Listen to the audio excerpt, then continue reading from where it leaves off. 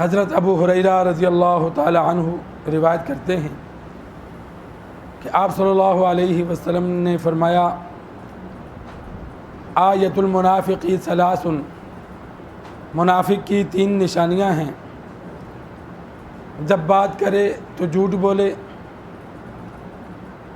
اور جب وعدہ کرے تو خلاف ورزی کرے، اور جب اس کے پاس امانت رکھی جائے تو خیانت کرے۔ اور ایک روایت میں یہ ہے وَإِذَا خَاصَمَ فَجَرَ، کہ جب جھگڑا کرے تو گالی گلوچ کرے۔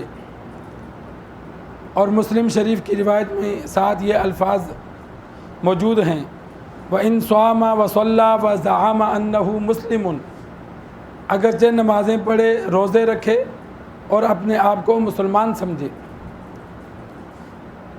سرکار دو عالم صلی اللہ علیہ وسلم نے منافقین کی 4 علامتیں 2 احادیث میں بیان فرمائیں۔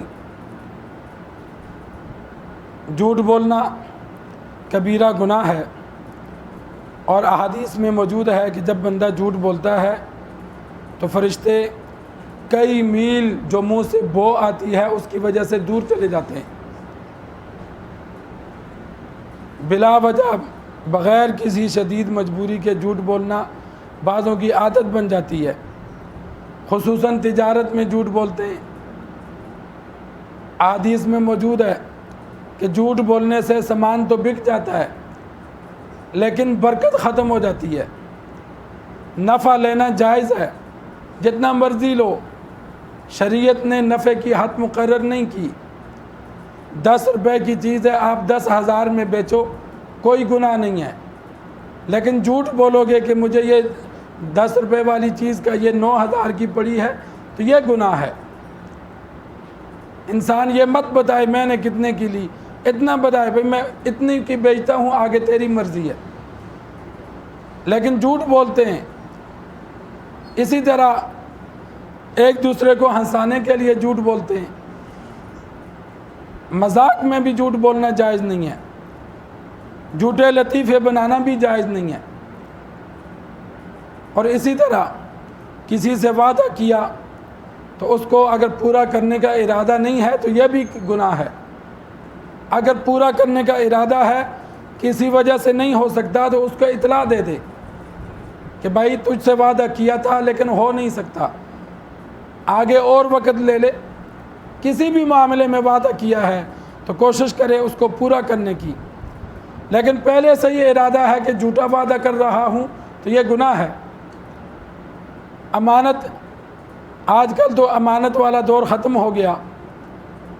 پہلے دور میں یہ بینکنگ نظام نہیں ہوتا تھا، ایک دوسرے کے پاس، نیک بندوں کے پاس جن کے گھریلو سسٹم ذرا مضبوط ہوتا، لوگ اپنی امانتیں رکھوا دیتے تھے کہ بھائی میرے گھر سے مال چوری ہو جائے گا، چل تو اپنے پاس رکھ۔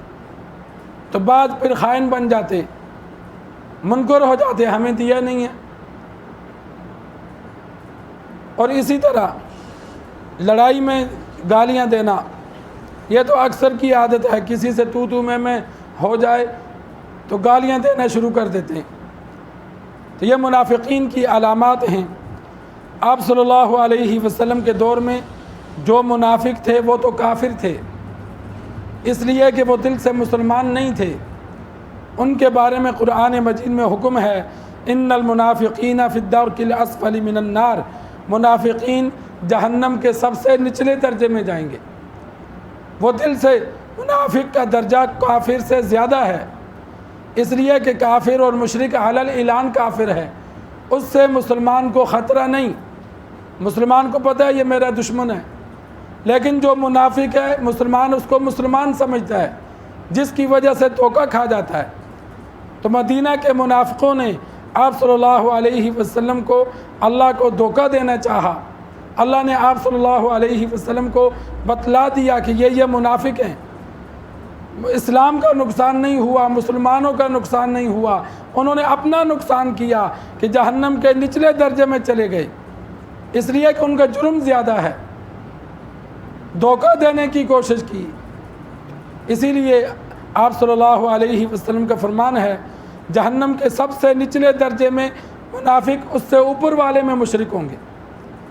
और आजकल जो मुसलमान हैं अल्हम्दुलिल्लाह अक़ीदतन तो मुसलमान हैं, दिल से काफिर नहीं हैं, लेकिन अगर उनमें ये अलामात पाई जाएं तो उनको हम कहेंगे ये मुनाफिकों वाला काम करता है।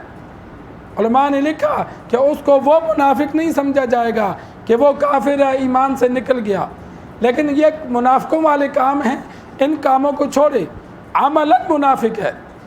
जिस तरह हम कहते हैं यार ये तो काफिरों वाला काम है, मुसलमानों को ज़ेब नहीं देता, तो इसी तरह ये अलामात मुनाफिकों की हैं, उनकी ये आदत हैं। मुसलमान ऐसे कामों से अपने आप को बचा के रखें। एक हदीस में मौजूद है, आप सल्लल्लाहु अलैहि वसल्लम से पूछा गया मुसलमान बुज़दिल हो सकता है? फरमाया हाँ। मुसलमान बख़ील हो सकता है? फरमाया हाँ। पूछा क्या मुसलमान झूठा हो सकता है? फरमाया नहीं। कि मोमिन हो और झूठ बोले, ऐसा नहीं हो सकता। तो ये 4 बड़े गुनाह हैं। रमज़ान और मुबारक का महीना है कि इंसान कोशिश करे जो जो गुनाह हैं सच्चे दिल से तौबा करे और आइंदा के लिए एहतियात करे। अल्लाह से दुआ है अल्लाह हमें समझ कर अमल करने की तौफीक अता फरमाए।